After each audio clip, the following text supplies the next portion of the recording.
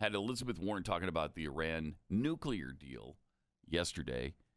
Here's what she had to say. The Iran nuclear deal really showed that diplomacy can work. It didn't make Iran a great actor, that's not the point. But we actually got them to the negotiating table, working with our allies, and got them to stop their nuclear program, their nuclear development program. Get back on it. Because Donald Trump jumped in and didn't just withdraw. Come on. He tore it up. He did the tweets. He did the whole thing. While our allies are saying, don't do this. Don't do this. This is not going to make the world safer. And the international community had already certified that Iran was following the terms of the deal. You know, think what that means for America. America gets into a deal with someone who says, if you'll do this part, here's what we'll do. And you do your part, and then America turns around and says, sorry, we're just going to tear that up, and then take a series of escalating steps against Iran. And again, the point is not whether or not Iran is a bad actor. They are. I think we can all agree to that. They've been provocative as well. They have been. But the question is, what are the right steps for the president? Use our diplomacy, use the back channels, de-escalate, and get Iran to the negotiating table. That gives you an idea of what an Elizabeth Warren presidency would be like. Appeasement. It would be appeasement. And we would continue to be attacked at our embassies and at our interests. Was she just advocating for quid pro quo? Like, you do this and we'll do this. I mean, that's exactly what she was saying there. Yeah, it was. But I was listening to a guy this morning who was saying that all of the markers in that Iranian deal, they're all front-loaded, where we have to do all this stuff up front, and then they do the stuff later. Oh, okay. Yeah, and it came with $150 billion payment up front.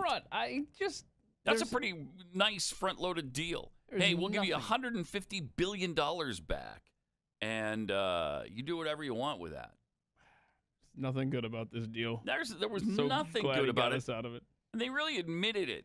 Well, it's not perfect. Every time they say that, you know it sucks. When a Democrat tells you, it's not a perfect bill, well, it's not. It's not a perfect treaty.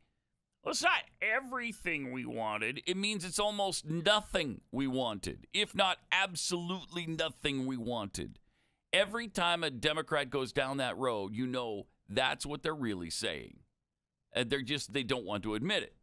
Well, we couldn't get a perfect scenario here, but let's not let good be the enemy of perfect, or perfect be the enemy of good. Shut up. Shut up.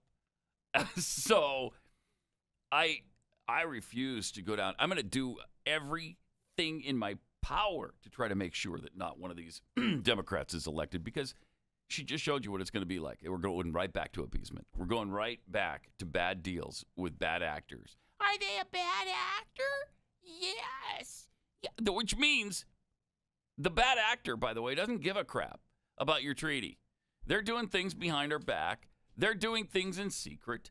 They've got their secret lairs where they're trying to establish their nuclear program, and they've had it going the whole time, and everybody knows it. Are they bad actors?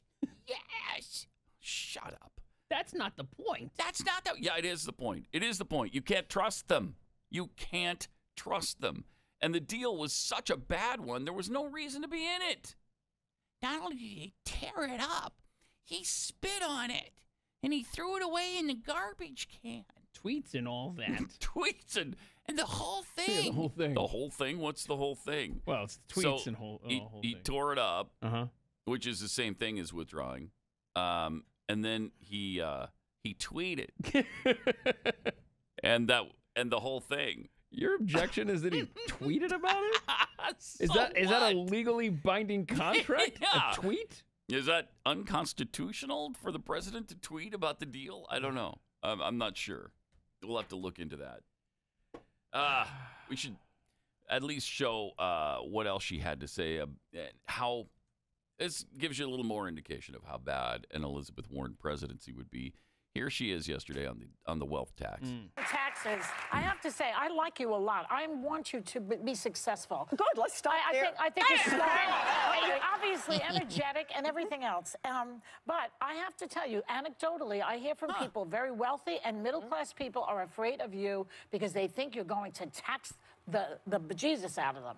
And they don't like it. And the people who would normally love you are afraid of you. Well, let's talk a little bit about the tax plan. I think it's time for a wealth tax in America. Do you, Puddin'?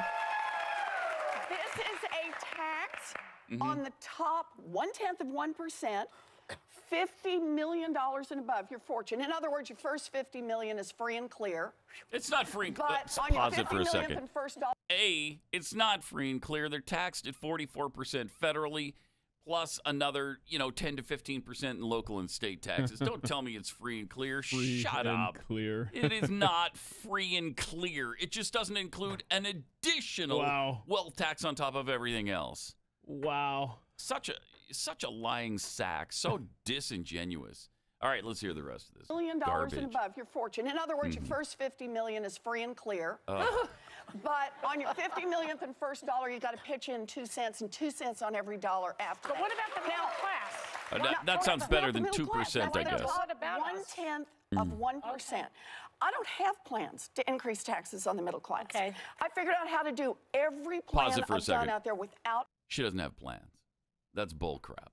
Because she's going to find out that her free college and her free health care is far more expensive than she's leading on. And she knows that anyway. Yeah.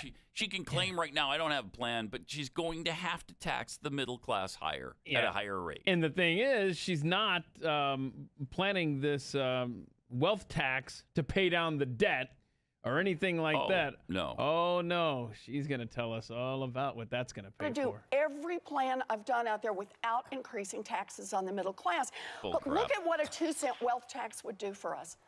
Universal child care for every baby in this country age 0 to 5. Universal pre-K. $800 billion into our public schools. Make it a real commitment. Can we just switch Universal college, $50 billion for historically black colleges and universities, and cancel student loan debt for 43 million Americans. When Trump just said that we spent $2 trillion on the military, look at that. I said, and she just completely ignores Meghan McCain and looks at the other chick like, okay, she's not even here. Yep.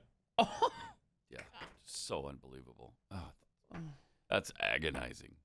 I mean, Meghan McCain, why is she even on that show? They phase her out anytime they don't want to hear it. They just shout her down. It's pathetic.